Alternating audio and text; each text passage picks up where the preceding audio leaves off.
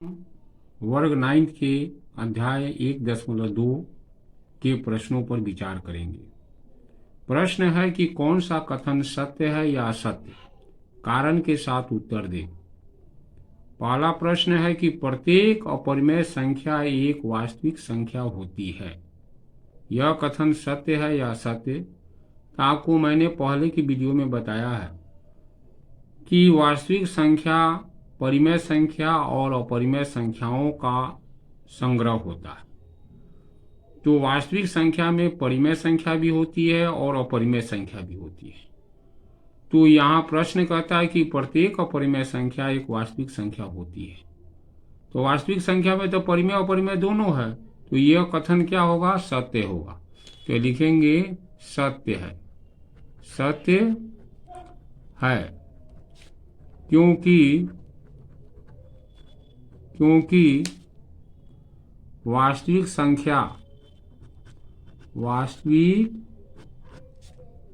संख्या परिमेय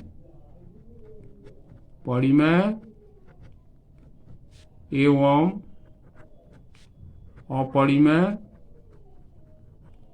संख्याओं का संग्रह है।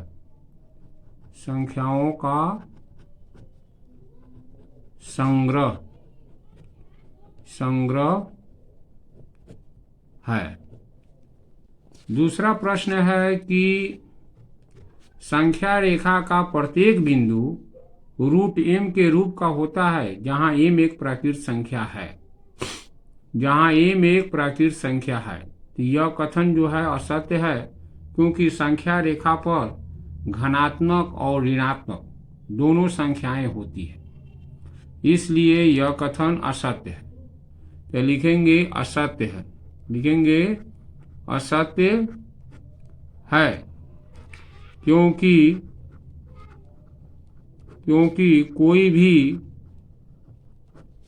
ऋणात्मक संख्या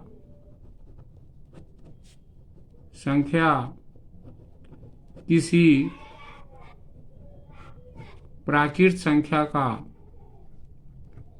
प्राकृत संख्या का वर्गमूल नहीं होता है। वर्गमूल नहीं होता है। और तीसरा प्रश्न है क्या कि प्रत्येक वास्तविक संख्या एक अपरिमेय संख्या होती है। तो यह कथन भी असत्य है, क्योंकि वास्तविक संख्या में परिमेय और अपरिमेय दोनों संख्याएं होती है। तो प्रत्येक वास्तविक संख्या अपरिमेय संख्या नहीं हो सकती है, लेकिन प्रत्येक अपरिमेय संख्या वास्तविक संख्या हो सकती है। तो लिखेंगे असत्य है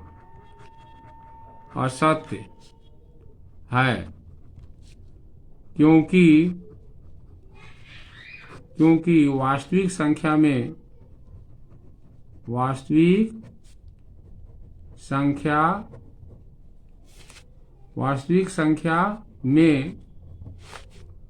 परिमेय एवं अपरिमेय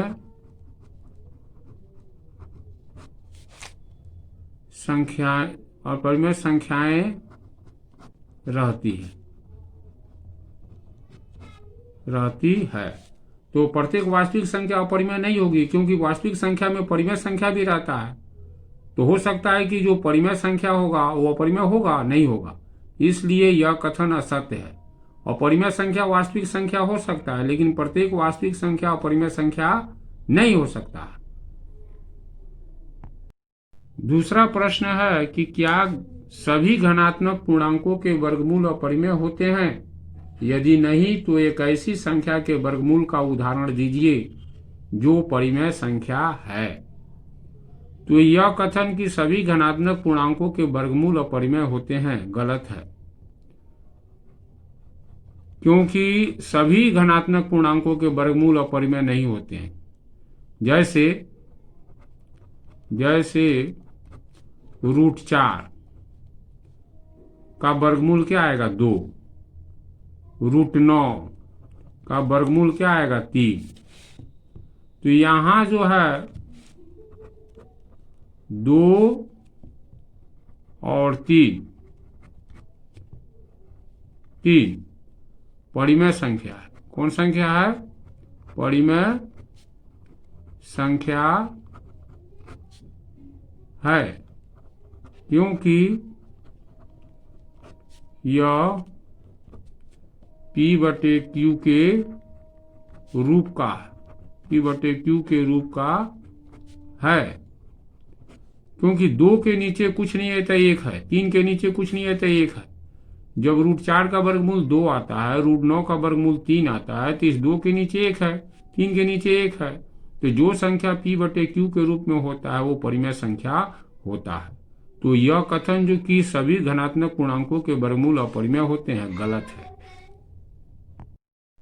प्रश्न है तीसरा कि दिखाइए कि संख्या रेखा पर √5 को किस प्रकार से निरूपित किया जाता है।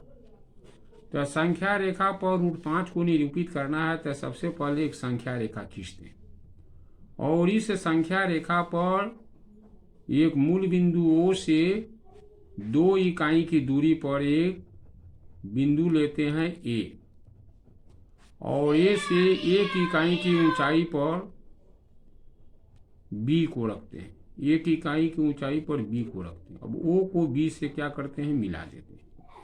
तो लिखते हैं कि संख्या रेखा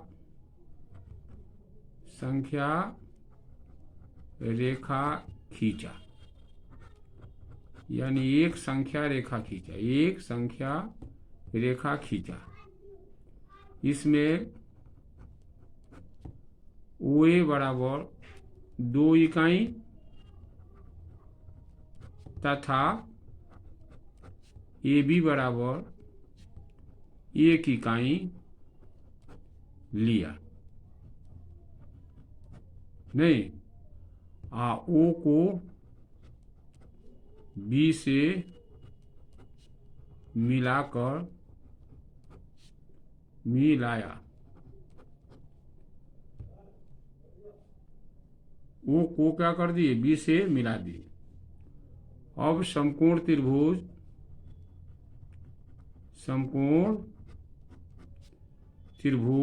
OAB में OB को निकालेंगे तो क्या होगा? ये 2 का स्क्वायर जोड़ 1 का स्क्वायर के वर्गमूल के योग के बराबर होगा, यानी 2 का स्क्वायर और 1 का स्क्वायर। तो 2 दूनी 4, 1 एकम 1, तो 4 1 कितना हो जाएगा? 5। अब O को केंद्र मानकर OB त्रिज्या लेकर प्रकार से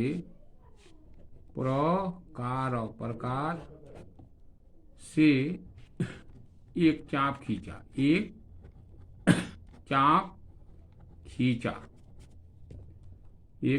खींचते हैं। वो त्रिज्या लेकर प्रकार से एक चाप खींचते हैं जो संख्या रेखा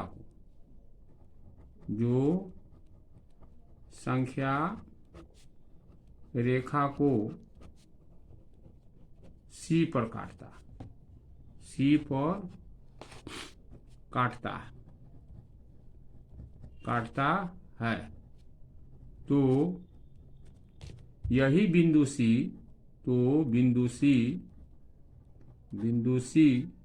संख्या रेखा पर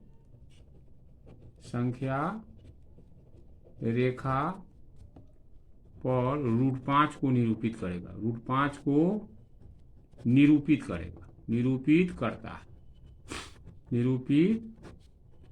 करता है। एक बार फिर समझ लेंगे कि एक संख्या रेखा खींच दिया, इस संख्या रेखा पर OA बराबर 2 इकाई ले लिया और इसमें A पर जो है एक लंब डाल दिया, और इस लंब की AB की ऊंचाई 1 इकाई ले लिया। अब O को B से मिला करके एक समकोण त्रिभुज बना लिया। अब समकोण त्रिभुज में जो कर्ण है OB, ये कर्ण निकालने के लिए OB जो है वो OA के स्क्वायर और AB के स्क्वायर के योग के वर्गमूल के बराबर होता है। तो यहाँ 2 का स्क्वायर, 2 दूनी 4, 1 का स्क्वायर, 1 एकम 1, इसका वर्गमूल करेंगे तो 5 आएगा, √5। अब ओ को केंद्र मान लेंगे और ओ भी त्रिज्या लेकर के प्रकार की सहायता से एक चाप खींचेंगे। यह चाप जो है संख्या रेखा को सी पर काटता है, तो बिंदु सी जो है संख्या रेखा पर √5 को निर्देशित करता है या निरूपित करता है। आप हमारे चैनल पर नए हैं तो इस चैनल को सब्सक्राइब करें और ज़्यादा से ज़्यादा लोगों में शेयर करें, ताकि इसी तरह का वीडियो मैं बनाता रहूं।